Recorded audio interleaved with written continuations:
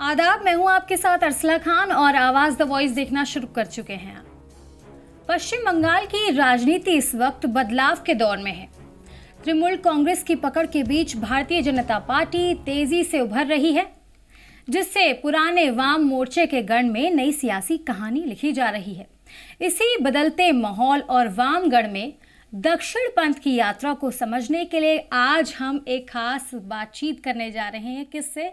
आवाज the voice के audio video editor और सीनियर जर्नलिस्ट और अब तो ऑथर भी हैं, जिन्होंने बंगाल में भाजपा किताब भी लिखी है। सबसे पहले मंजीत जी, वेलकम टू आवाज द वॉइस।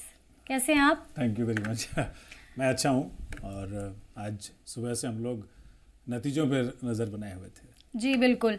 तो शुरुआत मंजीत जी इससे ही करेंगे। बंगाल में भाजपा कहाँ से कॉन्सेप्ट आया, कैसे कहाँ से शुरुआत हुई इसकी? देखिए, असल में नाम से लोगों को ऐसा लग सकता है कि किसी पार्टी के बारे में, ऐसा नहीं है। जब एक स्पेसिफिकेशन आ रहा है पॉलिटिकल, जब आप कमेंट्री करते हैं, जब लिखते हैं, तो ये इस नाम से ये नहीं समझना चाहिए कि मैं कोई नजूमी हूँ या ज्योतिषी हूँ या भविष्यवक्ता हूँ कि मैंने कोई भविष्यवाणी की है। ये नहीं है।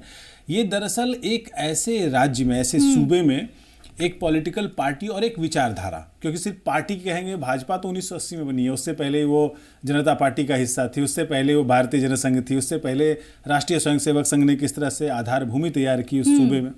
तो ये एक पूरी यात्रा को दस्तावेजीकरण का, उसको डॉक्यूमेंटेशन का एक तरीका है। हाँ। का एक उसके बारे में लिखी गई किताब है। तो इस पूरी यात्रा में जो कि हमने लिखी है 1939 से शुरू होती है, जब हेडगेवार कोलकाता जाते हैं, मेडिकल के स्टूडेंट होते हैं, और अनुशीलन समिति, जिसमें जो कि भारत की आज़ादी के लिए लड़ने वाले क्रांतिकारियों का दल है, उसकी इंटरनल कमेटी में शामिल होते हैं। फिर गोलवलकर जाते हैं वहाँ पर। फिर एक आप देखेंगे कि अगर कहा जाए तो भारतीय जनता पार्टी का मायका है पश्चिम बंगाल, क्योंकि जो उसके संस्थापक हैं भारतीय जनसंघ के, श्यामा प्रसाद मुखर्जी, वो बंगाली थे और बंगाल से थे। और जो पहले लोकसभा चुनाव हुए देश में 1952 में, तो जो 3 सीटें भारतीय जनसंघ ने जीती, उसमें से 2 तो पश्चिम बंगाल से थी। तो इस तरह से कहा जाए तो पश्चिम बंगाल तो उस वैचारिक भावभूमि की, उस विचारधारा की, और जो दक्षिण पंथ है उसका मायका है। तो उसका जीतना एक लंबा अरसा बीत गया, 52 से लेकर 2026, लेकिन बनता तो था उसका वहाँ। अच्छा, जैसे मंजीत जी आपने बताया मायका है, लेकिन जिस तरीके से अब रुझान दिख रहे हैं तो वो खुद का घर लगने लगा है बीजेपी का।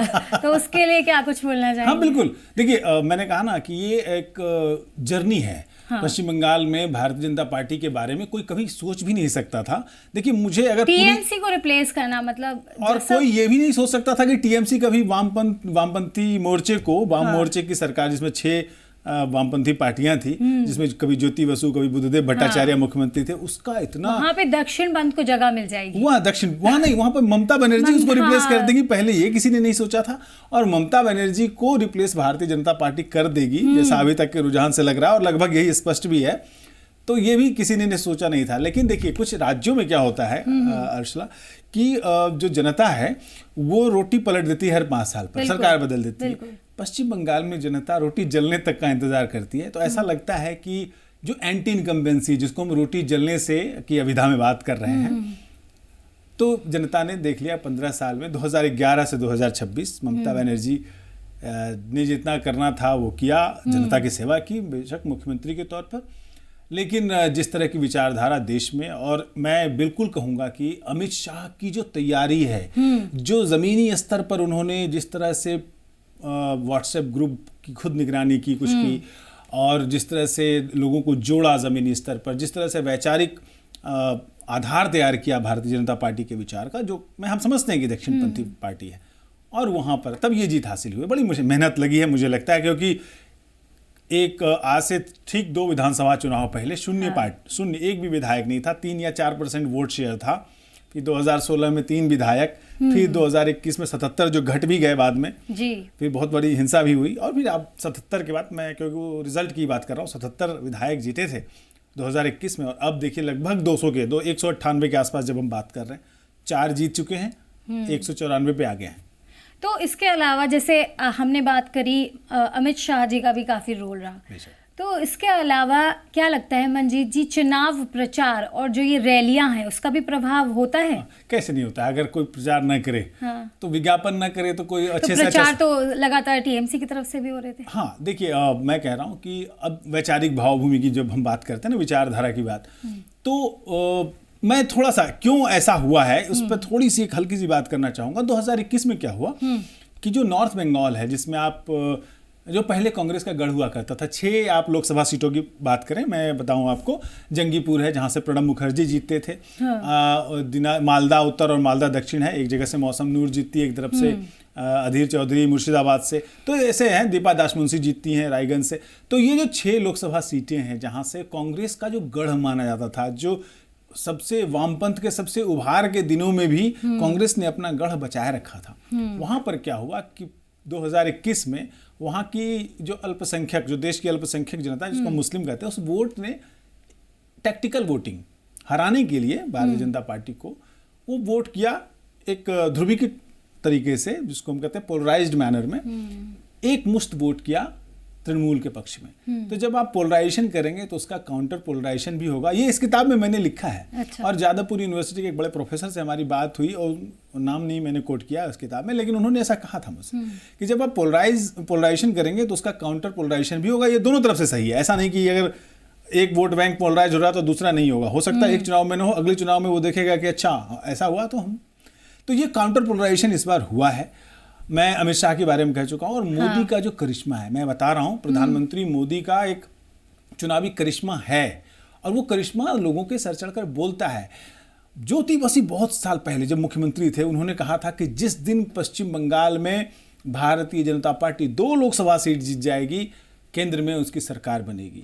और आप देखिए 2014 एक ऐसा लोकसभा इलेक्शन है जिसमें पश्चिम बंगाल में 2 सीटें जीतती है भाजपा, और केंद्र में उसकी सरकार बनती है, और उसमें भारतीय जनता पार्टी को बहुमत भी हासिल होता है। तो ये बड़े जो स्टेट्समैन होते हैं, पॉलिटिकल लोग होते हैं, जिनको जमीन की बहुत समझ होती है, वो पकड़ लेते हैं इस बात को। और उन्होंने जिस तरह से कहा था, और देखिए 2014 के टाइम से ही, क्योंकि उससे पहले लोकसभा में 2014 से पहले जो लोकसभा हुआ था 2009 में, भारतीय जनता पार्टी को करीब करीब 6% वोट था। 2014 में 16-17% के आसपास, बीच में कुछ दशमलव है, वो वोट होता है। और फिर आप देखते हैं कि 2019 में एक बहुत बड़ी संख्या में 18 सीटें जीतती है, और उस सीटों के साथ वोटिंग परसेंट भी बहुत बढ़ता है। तो ये बेशक जो चुनाव प्रचार का जो चेहरा है भारतीय जनता पार्टी की तरफ से नरेंद्र मोदी, और जो रणनीतिकार हैं, मैं ये नहीं कहूँगा कि उसमें जो लोकल लीडर्स हैं उनकी मेहनत नहीं है, मैं ऐसा नहीं कह सकता, लेकिन सेलेबल फेस अभी भी भारतीय जनता पार्टी के पास बंगाल में तो नहीं है। ये इलेक्शन अगर किसी ने जीता है तो अमित शाह ने जीता है, और प्रधानमंत्री मोदी ने जीता है, मैं आपको लिख के दे सकता हूँ। तो जैसा मंजीत जी हम डिस्कस कर रहे हैं कि लगातार पीएम मोदी फेस वैल्यू है, हर जगह हम देख रहे हैं बीजेपी को कैसे वोट मिल रहे हैं, कैसे सत्ता में आ रही है। लेकिन टीएमसी की अगर बात करें, ममता बनर्जी की बात करें, तो उन्होंने भी लगातार सोशल मीडिया पे वो एक्टिव भी रही हैं। उनकी क्या ऐसी कमी रह गई इस बार जो वो रिप्लेस हो गई? कमी नहीं की ममता बनर्जी, ऐसा रुझानों में अभी दिख रहा है। हाँ ठीक है, वो लगभग नतीजों में भी तब्दील होगा भाई, लगभग, क्योंकि अब बहुत समय निकल चुका है रुझान में तब्दीली आने के हिसाब से। लेकिन ममता बनर्जी जो है बहुत जुझारू नेता है, आज से नहीं, जब एक टाइम ऐसा आया था जब वो कांग्रेस की लीडर थी, और जेपी की कार थी, एम्बेसडर कार, आप इंटरनेट पे ये तस्वीर खोज सकती हैं, उसके बोनेट पे चढ़ के उन्होंने विरोध प्रदर्शन किया था, क्योंकि जेपी जो है वो केंद्र की सरकार के खिलाफ बहुत बड़ा आंदोलन कर रहे थे। ये ऐसी चीज़ है। ममता बनर्जी जुझारू रही हैं, और इसी जुझारूपन के चलते उन्होंने अपनी अलग पार्टी बनाई, और तृणमूल कांग्रेस। और मैं कहता हूं कि उनका जो करिश्मा है, और महिलाओं तक जो उनकी पहुंच है, यहाँ सिर्फ महिलाओं तक नहीं है, लेकिन मैं महिलाओं का खास तौर पे इसलिए कहना चाहूँगा कि महिलाएं एक बहुत बड़ा वोटर रही हैं तृणमूल कांग्रेस का, ये बिल्कुल जिसको कहते हैं ब्लॉक में वोट करती रही हैं। और 3 जो कार्यकाल मिले ममता बनर्जी को, इसमें बेशक उन्होंने महिलाओं के लिए जो कल्याण कार्यक्रम चलाए, जो वेलफेयर कार्यक्रम है, रूपश्री है या कन्याश्री है, या जो नगद अनुदान है, आपका सरकार आपके द्वार, इसका बांग्ला जो है नाम आप समझ लें, तो इस तरह की जो योजनाएं रही हैं, इसने ममता बनर्जी को एक सॉलिड आधार बना के दिया। इस बार बेशक मुझे ऐसा लगता है कि कांग्रेस और जो वामपंथी पार्टियां, उसका जो वोट शेयर है पिछली बार के तुलना में थोड़ा स्लाइटली हल्का सा स्विंग, एक आध प्रतिशत का वो जरूर है। इसकी वजह से तृणमूल कांग्रेस के वोट में थोड़ी कमी आई है। दूसरा, कंसोलिडेशन हुआ है वोट का, जो बीजेपी और जिस आधार को, जिस बेस को पाना चाह रही थी वो हुआ है। एंटी जो कहते हैं पोलराइजेशन, जो कहते हैं काउंटर पोलराइजेशन, वो हुआ है। और यही वजह है कि भारतीय जनता पार्टी की बड़ी जीत हुई है। और एक सबसे बड़ी वजह होती है कि जब आप 15-20 साल जब चलाते हैं कोई सरकार, तो कुछ लोग आपसे नाराज भी होते हैं, जिसको हम सत्ता विरोधी रुझान कहते हैं, एंटी इनकम्बेंसी कहते हैं। वो एक बड़ा फैक्टर रहा होगा बेशक। तो ये कुछ ऐसे कारक हैं जिस पर और भी गहराई से विचार किया जा सकता है, लेकिन अभी के हिसाब से मुझे ऐसा लगता है ये कमियां रही हैं की तरफ से, सत्ता विरोधी रुझान। और इसके साथ ही जैसे हम एम्पावरमेंट का भी जिक्र करते हैं, बेरोजगारी, महंगाई, तो वो भी मेजर इशू हो सकता है। देखिए, नेताओं के वादों और उनके जो क्या कहते हैं मैनिफेस्टो, उसको अगर आप मिला लें तो ज़्यादातर पार्टियां इसमें फेल होती हैं। मुझे याद है, क्योंकि मैं पश्चिम बंगाल को बहुत शुरू से 2009 के आसपास से मैं कवर करता रहा हूं, और उसके पंचायत इलेक्शन, लोकसभा इलेक्शन, विधानसभा इलेक्शन लगातार कवर किया है। ममता बनर्जी ने कहा कि हम लंदन बना देंगे कलकत्ता को, उन्होंने कहा कि हम दार्जिलिंग को स्विट्जरलैंड बना देंगे। वो अगर कोई उसको क्रॉस चेक करना चाहे तो बहुत अच्छे नतीजे नहीं दिखेंगे। अगर उन्होंने माँ माटी मानुष की बात की, मैं आपको बताऊं, कई कम लोगों ने ऐसा रिपोर्ट किया। बंगाल में किसान आत्महत्या कर रहे हैं, तो मानुष माटी वाली बात तो खत्म हो गई। आप जो महिलाओं के विरुद्ध अपराध होते हैं, अगर आप अपराध अन्वेषण ब्यूरो जो होता है ना, CPCB, उसके आंकड़े अगर आप देखें क्राइम ब्यूरो के, तो आपको देखेंगे बंगाल जो है टॉप 3 स्टेट्स में जगह बनाता है महिलाओं के खिलाफ अपराध में। आपने बहुत सारे ऐसे देखे होंगे जिसमें बलात्कार हुए हैं महिलाओं के, बड़े काफी सारी खबरें, बहुत सारी खबरें आई हैं। सोशल मीडिया सुबलपुर एक जगह है शांति निकेतन के बगल में, वहां पर एक लड़की का सिर्फ इसलिए पूरे गांव ने बलात्कार किया था क्योंकि उसने एक समुदाय से बाहर शादी कर ली थी। तो ऐसे बहुत सारी घटनाएं हुई जिससे मुद्दा बना करके ममता बनर्जी सत्ता में आई, लेकिन बाद में उस पर उन्होंने कोई कार्रवाई नहीं की। तो ये सब जो है ना, छवियां धीरे धीरे कमजोर होती हैं, और हर बार आप व्हील चेयर का या सर माथा फटने का ऐसा सहारा नहीं ले सकते। तो सत्ता विरोधी रुझान जो है ना, ऐसी चीज़ों से धीरे धीरे छवियां जो है दरकती हैं, और उसकी वजह से, और मैं कहूँगा कि विचारधारा के रूप में जाहिर है दक्षिण पंथ ने अपनी बहुत अच्छी पहुंच वहाँ बनाई है, और हाल में जो अंतर्राष्ट्रीय घटनाएं हुई हैं उसने भी ज़रूर असर डाला होगा। अच्छा, इसके साथ इसके इतर हम ये भी जानना चाहेंगे मंजीत जी आपसे कि बंगाल में अब बीजेपी का लॉन्ग टर्म विजन क्या होने वाला है? क्या सोशल मीडिया से क्या कुछ ऐसे पता चलता है? और कई सारी स्कीम्स भी हम देखते रहते हैं, कभी कहीं देखिए, मुझे ऐसा लगता है कि जो सोशल मीडिया है उस पर नज़र मत डालिए, क्योंकि सोशल मीडिया के लोग जो है कौवा का कान लेके उड़ने वाले होते हैं कि ये नहीं देखे, अपना कान नहीं चेक करते, पहले कौवे को देखने लगते हैं। ये भी आपने बुक में मेंशन किया है। नहीं, लेकिन भारतीय जनता पार्टी की असली शक्ति जो है, ताकत है, उसकी सोशल मीडिया कैंपेनिंग है। तो मुझे लगता है कि वहाँ पर भारतीय जनता पार्टी को एक के सामने जो सबसे बड़ी चुनौती होगी वो होगी वहाँ पर जो उद्योग कम हुए हैं। आपको जिस नंदीग्राम और सिंगूर की बात से ममता बनर्जी सत्ता में आई और वामपंथ को उन्होंने बेपटरी किया, वहाँ पर उन्होंने कुछ नहीं किया। नैनो को छोड़ के जाना पड़ा पश्चिम बंगाल को, मुझे याद है। तो वैसे अब उसके काउंटर में भारतीय जनता पार्टी को उद्योगीकरण करना होगा। देश पश्चिम बंगाल जो है पर कैपिटा इनकम में काफ़ी नीचे, टॉप 10 स्टेट्स में तो नहीं है, तो उसमें लाना पड़ेगा, क्योंकि जिस तरह से जनसंख्या बड़ी है, घनी है, खेती धान उत्पादन में भले ही वो टॉप 5 स्टेट्स में आता हो, लेकिन प्रोडक्टिविटी बहुत कम हो गई है। तो और पश्चिम बंगाल में अगर मछली वाले प्रदेश में अगर आंध्रा की मछली आकर के बिक रही है, तो ये तो अच्छी बात नहीं। जितना खपत है उतना प्रोडक्शन होना चाहिए। तो ये सब ऐसी चीज़ें हैं जिसको आप कह सकते हैं एग्रीकल्चर और इंडस्ट्री, इस पर भारतीय जनता पार्टी को जोर देना पड़ेगा, देना चाहिए, और तभी आप इस सत्ता को बनाए रख सकते हैं। अभी तो फिर वो रामनवमी और ये और तमाम चीज़ों जो है बाहरी चीज़ें, उस पर ध्यान दे करके कुछ भावनात्मक मुद्दे उभार करके आप सत्ता में आए हैं।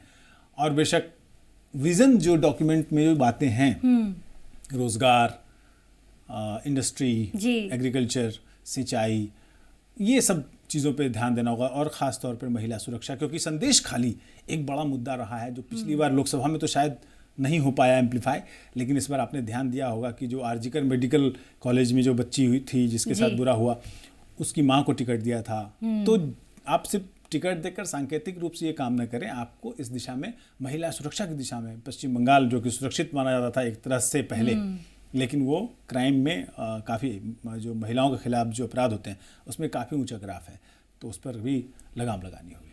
अच्छा, एक सवाल बार बार मेरे जहन में आ रहा है मंजीत जी कि दक्षिण पंथ की यात्रा को इतनी देरी क्यों हो गई वाम पंथ के गढ़ में अपनी जगह बनाने के लिए? मतलब ये सब कुछ आज़ादी के बाद भी तो हम देख सकते थे। हाँ, ये सवाल मुझे लगता था कि पहले आएगा। हाँ, देखिए, जब देश आज़ाद हुआ ना जी, तो उस समय हमारे साथ आज़ादी के साथ साथ बंटवारा भी आया, तो ऐसा लगा, दक्षिण पंथ के जो पहरुए थे उनको ऐसा लगा कि ये सही वक्त है हाँ। जब पश्चिम बंगाल में राष्ट्रवाद को आगे बढ़ाया जाए। तो एक तो भाषा आड़े आई कि जैसे अगर मैं सिर्फ सीधे कहूँ कि आरएसएस जो है वो देश में हिंदी को तरजीह देती है, हिंदी जो है बोलचाल और संपर्क की भाषा में उसको प्रमुखता देती है, लेकिन पश्चिम बंगाल के लोगों को भाषा से बहुत प्रेम है, अपनी बांग्ला से। तो ये अब देखिए ना कि बांग्ला की वजह से बांग्लादेश अलग हो गया, पूर्वी पाकिस्तान जो था वो बांग्लादेश अलग हो गया, भाषा के नाम पे हुआ। बाद में जो हुआ उसको हम जाने देते हैं, लेकिन भाषा के नाम पे बांग्लादेश अलग हुआ। तो भाषा से बहुत प्रेम है। तो एक राष्ट्रवाद, आरएसएस जो राष्ट्रवाद चाहती थी, और जो एक उपराष्ट्रवाद है बांग्ला में, बंगाल अस्मिता, और बंगाल के कुछ भले मानस जो थे, भद्रजन, वो आज़ादी के समय में ये समझते थे कि हम इसको एक अलग नेशन स्टेट बनाएंगे। ये सपना भी कुछ लोगों के मन में पल रहा था, वो भी साकार नहीं हुआ। लेकिन आप देखिए कि आज़ादी के ठीक बाद जब महात्मा गांधी की हत्या हो गई तो आपने देखा होगा कि आरएसएस पे एक प्रतिबंध लग गया। उस प्रतिबंध की वजह से विस्तार रुका, पहला। दूसरा कि 1952 में जब इलेक्शन हुए, जिसका जिक्र मैंने किया है, तो जनसंघ को 2 लोकसभा सीटें मिली, ऐसा नहीं कि नहीं मिली। तो एक अच्छा आधार तैयार किया श्यामा प्रसाद मुखर्जी ने। लेकिन उसके बाद क्या हुआ कि 1955-56 में और फिर उसके बाद 1958-59 में वहाँ पर 2 आंदोलन हुए फूड मूवमेंट के, क्योंकि आदमी के लिए सबसे पहले रोटी, कपड़ा और मकान की ज़रूरत होती है। बड़ी संख्या में लोग आए थे बाहर से, जब बंटवारा हुआ तो बहुत बड़ी संख्या में लोग आए बाहर से, मतलब पूर्वी पाकिस्तान से आए थे बंगाल में रहने के लिए। तो उनके लिए रोटी प्रायोरिटी थी, उनके लिए राष्ट्रवाद दूसरा था, दूसरा भी नहीं बल्कि तीसरा रहा होगा। तो इसलिए जो राष्ट्रवाद है वो उस समय नहीं फला फूला। उस समय की कम्युनिस्ट पार्टियों ने अपनी किसान शाखाएं खोल ली थी और उसका प्रभाव किसानों में, जो बटाईदार थे। उसी समय आपको ध्यान होगा कि 1945-46 के आसपास, मुझे एग्जैक्टली साल याद नहीं है, एक ऑपरेशन बरगा करके चला, जिसमें किसानों, जो किसान बटाईदार होते हैं, बटाईदार वो कहे जाते हैं किसान जो आधी उपज लेते हैं। अगर आप जमीन के मालिक हैं और मैं जमीन का बटाईदार हूँ, आधा 50% धान आपका होगा, 50% मेरा होगा। किसानों ने कहा कि हम उसको तिभागा आंदोलन कहते हैं, कि हम 100 में से 66-65% हम लेंगे और मकान जमीन के मालिक को 1/3 देंगे। तो वो आंदोलन भी चला, ऑपरेशन बरगा भी हुआ, जिसमें भूमि सुधार किए। तो उसकी वजह से जो है वामपंथी पार्टियों का आधार फैलता गया और राष्ट्रवाद थोड़ा किनारे हो गया। इसलिए आप देखिए कि 1960 के दशक में जब पूरे बंगाल में अराजकता थी, 10 साल लगातार सरकारें आती रहीं, गिरती रहीं, राष्ट्रपति शासन आता गया, अजय मुखर्जी फिर से मुख्यमंत्री बन जाते थे, फिर 1 साल का राष्ट्रपति शासन लगा, तो पूरे 60 का दशक अराजक दौर कहा जाता है बंगाल में। फिर 77 के इलेक्शन में ज्योति बसु बनते हैं और सबसे पहला काम जो वो करते हैं वो है भूमि सुधार का, लोगों में ज़मीन बांटने का, चकबंदी का। इसकी वजह से बहुत मजबूत उन्होंने पकड़ बना ली। और उसके बाद 34 साल तक फिर वामपंथ का शासन चलता रहा। और वामपंथ की बात मैं कह दूं, जो आपने ममता बनर्जी का जिक्र किया था, वामपंथ ने ग्रामीण स्तर पर, गांव स्तर पर, पंचायत स्तर पर अपने लोग बिठाए, मार्क्सवादी कम्युनिस्ट पार्टी के कैडर बिठाए, जो बड़े झगड़े छोड़ दीजिए, गांव के झगड़े छोड़ दीजिए, अगर पति पत्नी में झगड़ा हो तो उसको सुलझाने के लिए भी कैडर जाता था। अच्छा। जो एक जॉर्ज ऑरवेल की किताब है 1984, उसमें कहता है कि बिग ब्रदर इज वॉचिंग, उसमें था, वो बंगाल में था कि बड़े भैया आपके घर के मामलों को भी देख रहे हैं। तो ये बंगाल में था। तो इसलिए 34 साल तक वो चला। लेकिन ममता बनर्जी का वो तेज तर्रार नेता रही हैं, करिश्माई नेता रही हैं, तो उन्होंने बंगाल को में वामपंथ से को जो है पटरी से किनारे कर दिया और जो विपक्ष की भूमिका थी वो धीरे धीरे भाजपा के पास आ गई। और मुझे ऐसा लगता है कि एक बार पश्चिम बंगाल के जो वामपंथ का कैडर है उसमें हल्का हल्का सतही तौर पर ये भी नारा चला है, जैसी मुझे फुसफुसाहट मिली है चाइनीज विस्पर के रूप में, कि 26 में राम, 31 में वाम।